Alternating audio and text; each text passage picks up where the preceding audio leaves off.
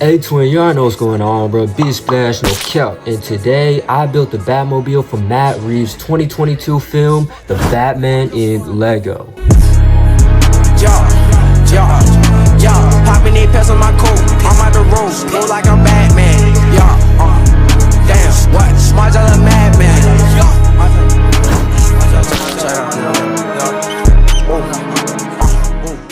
After recently rewatching The Batman, I just had to rebuild the Batmobile from that movie myself. Lego released a set back in 2022 when the movie dropped featuring the Batmobile, but honestly it's not that accurate to how it looks in the movie.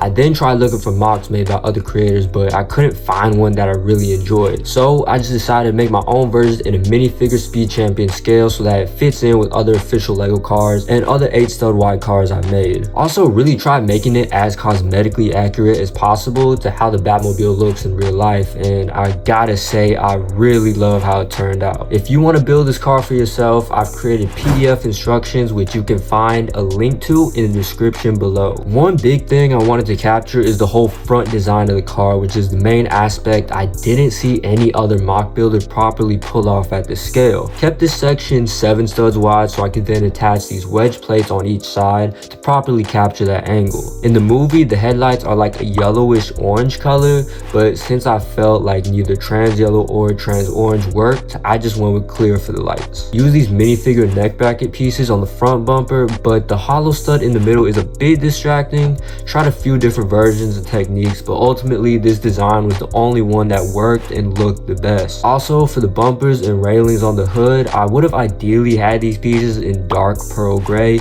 as that better matches how it is on the actual car. Lego unfortunately doesn't make a lot of these pieces in that color though, so I just went with dark bluish gray just to keep some contrast. I don't think it looks bad, but dark pearl gray would have been much better. Speaking of the hood, I adapted this design from Bat Bricks on Instagram, and specifically his V2 Batmobile mock.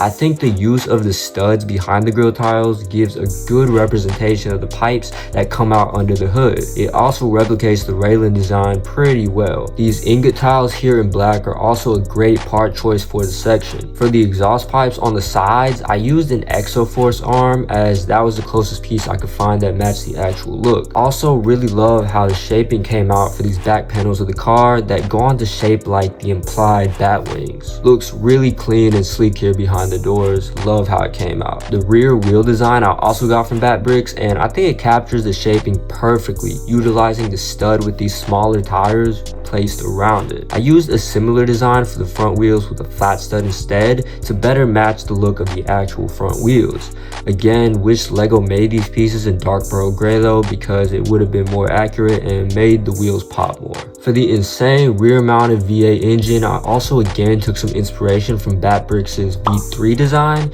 used a mix of light bluish gray, flat silver, and light pearl gray pieces, but ideally it would be best if all of these pieces were in light pearl gray if Lego made them in that color. Despite this, I think it still looks pretty good. Use these roller skate pieces to represent the pistons, and then we have the casings that house the pistons in black. Hollow stud to represent the jet engine exhaust that you can attach a blue flame piece to replicate the scene where Batman first fires off the Batmobile before chasing down the Penguin. One of my favorite parts usage in this build are these flintlock pistols to represent the twin turbos that pop out from the back cab. Also use these levers around the back for the various beams that help with the structure of the real car. Wish I could have incorporated the taillight somehow, but I couldn't find a way to without compromising the shape of the tail wings or just making this whole section too complex. Some custom stickers on the bottom sides of the slopes would work nicely though. At least I was able to add a brake light on the roof. Also tried really hard to implement these beams on the back that extend from the wings to the roof of the car. Played around with various different pieces but couldn't find one that ultimately looked good. I ended up making the executive decision to just leave those out, but if anyone has any suggestions on how to achieve this, I'm definitely open to all ideas. Moving on to the interior, the car can of course fit Batman inside. Because I had to have him recline back, I couldn't really fit a steering wheel in front of him.